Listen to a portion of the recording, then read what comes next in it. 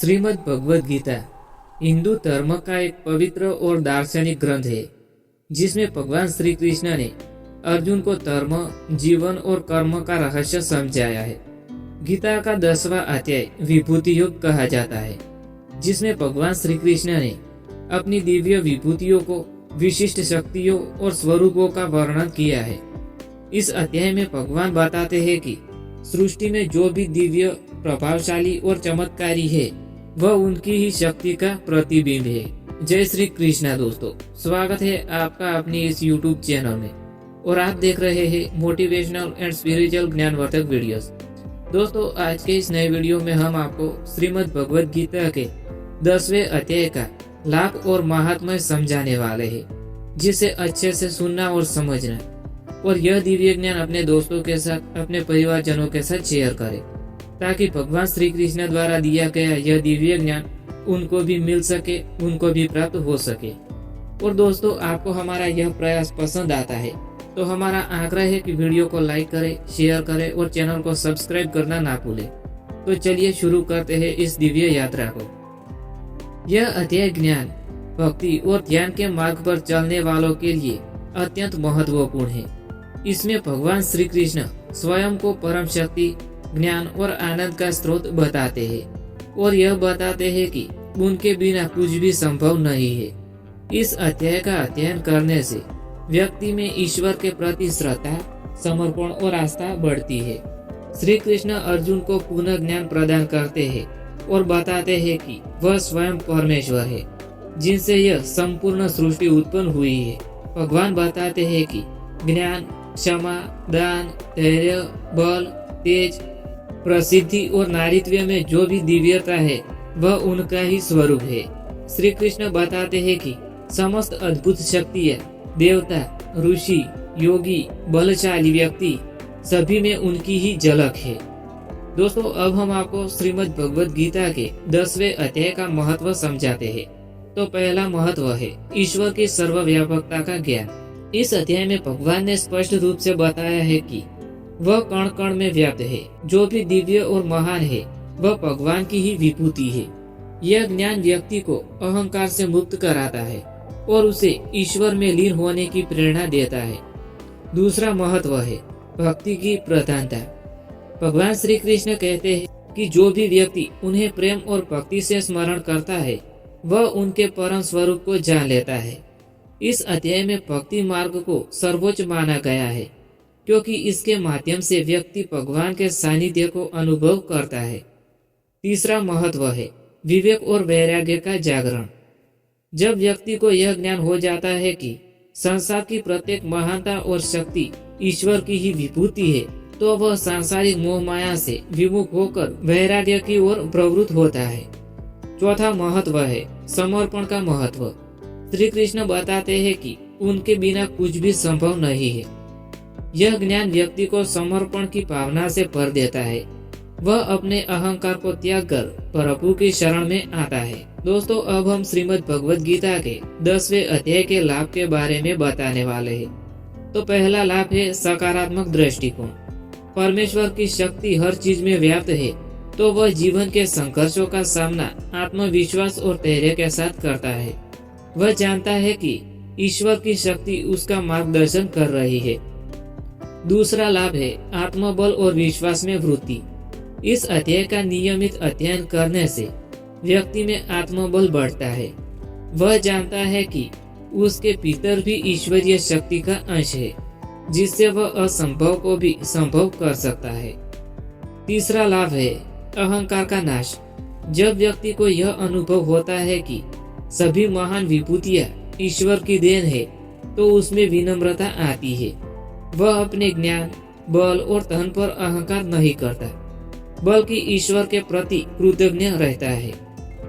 चौथा लाभ है इस अध्याय के अध्ययन से व्यक्ति भक्ति मार्ग में दृढ़ हो जाता है। वह सांसारिक सुखों में आसक्ति छोड़कर भगवान के प्रेम में रम जाता है। पांचवा लाभ है मन की शांति और संतोष। व्यक्ति जब यह जान लेता है कि ईश्वर ही सब कुछ है, तो वह अपनी इच्छाओं को सीमित कर लेता है और संतोषी जीवन जीता है। इससे मन में शांति और स्थिरता आती है। अद्वैत वेदांत का समर्थन।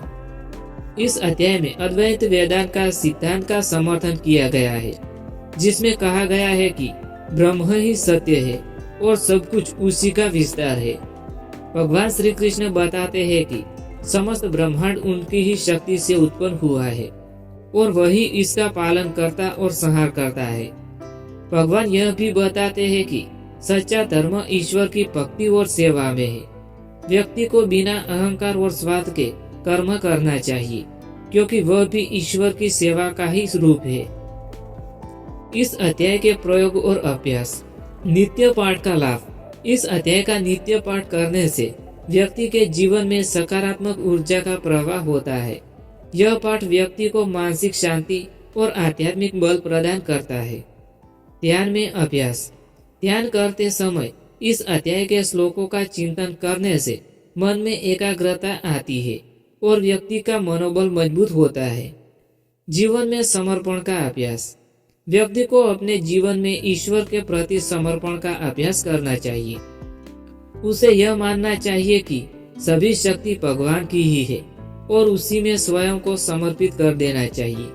दोस्तों, इस अध्याय के महत्व को समझाने वाली एक प्रेरणादायक कहानी हम आपको सुनाते हैं, जिसे अच्छे से सुनना और समझना।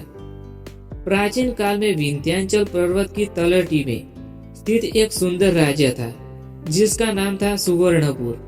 इस राज्य के महाराजा का नाम था धर्मवीर। राजा बहुत ही प्रतापी, न्यायप्रिय और दयालु थे। उनकी प्रजा सुखी और संपन्न थी। राजा को अपने बल, ज्ञान और सामर्थ्य पर बड़ा गर्व था। उन्हें लगता था कि उनकी ही शक्ति से राज्य का संचालन हो रहा है। राजा धर्मवीर के दरबार में एक महासंत महात्मा विवेकानंद भी रहते थे। वे राजा के आध्यात्मिक गुरु थे और उन्हें सदैव धर्म और ज्ञान का मार्ग दिखाते थे। एक दिन दरबार में सभा चल रही थी। राजा के सेनापति, मंत्री और विद्वान उनकी वीरता, न्यायप्रियता और ज्ञान की प्रशंसा कर रहे थे। राजा गर्व से मुस्कुरा रहे थे। अचानक महात्मा विवेकानंद ने पूछा, महाराजा, आप बहुत शक्तिशाली, बलशाली और महान है, किंतु क्या आप बता सकते हैं कि यह बल और सामर्थ्य आपका अपना है या किसी और का? राजा को यह सुनकर आश्चर्य हुआ। वे बोले, महात्मा जी, मेरा बल, ज्ञान और पराक्रम मेरी मेहनत और पुरुषार्थ का परिणाम है। मैंने युद्ध में अनेकों बार विजय प्राप्त की है। अपने परिश्रम और योजना से राज्य को समृद्ध बनाया है। यह सब मेरी विभूति है। महात्मा ने मुस्कुराकर कहा, महाराजा, मैं आपकी परीक्षा लेना चाहता हूँ, क्या आप सहमत हैं? राजा ने गर्वपूर्वक कहा, निश्चित रूप से महात्मा जी, मेरी शक्ति को कोई नहीं हरा सकता। महात्मा विवेकानंद ने अपने तपोबल से एक अद्भुत माया रची। अगले ही दिन राज्य में एक भयानक आंधी और तूफान आया। चारों ओर हाहाकार मच गया। वृक्ष उखड़ने लगे और फसलें नष्ट होने लगी। राज्य में हाहाकार मच गया।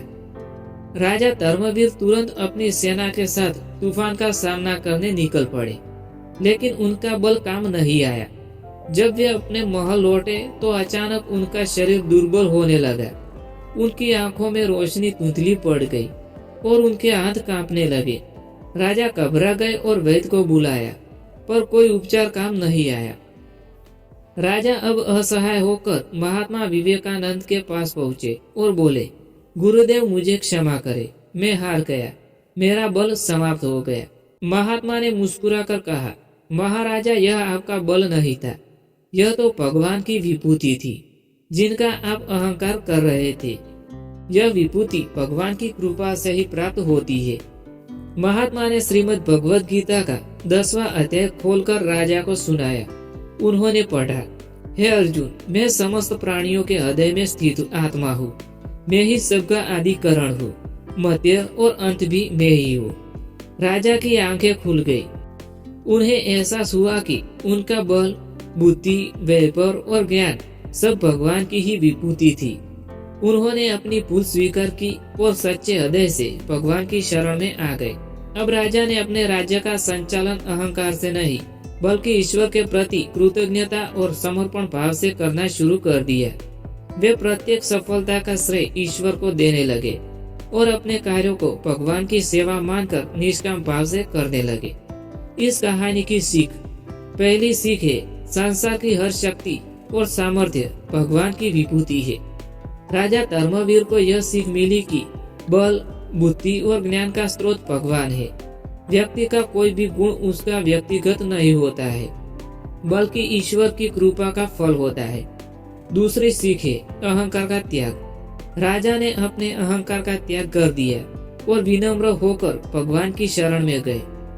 तीसरी सीख है कृतज्ञता का भाव। राजा को एहसास हुआ कि जो कुछ भी है वह भगवान का ही है। उन्होंने जीवन में हर उपलब्धि के लिए ईश्वर का धन्यवाद करना शुरू कर दिया। चौथी शिक्षा है सच्ची विभूति ईश्वर का प्रेम है। राजा ने समझ लिया कि सांसारिक शक्ति, धन और यश ही सच्ची विभूति नहीं है, बल्कि ईश्वर का प्रेम और उनकी भक्ति ही सच्ची विभूति है। श्रीमद् भगवद गीता का 10वां अध्याय हमें सिखाता है कि जीवन में जो भी उत्कृष्टता, महानता और शक्ति है वह ईश्वर की देन है। इस कहानी में राजा धर्मवीर का अहंकार भगवान की विभूति के ज्ञान के समान मिट गया। जब उन्होंने इसे स्वीकार कर लिया तब उन्हें सच्ची शांति, विनम्रता और भक्ति का अनुभव हुआ। यह कहानी हमें प्रेरित करती है कि हम भी अपने जीवन में ईश्वर की विभूति को पहचाने, अहंकार का त्याग करें और सच्चे मन से ईश्वर की शरण में जाएं। जय श्री कृष्णा दोस्तों।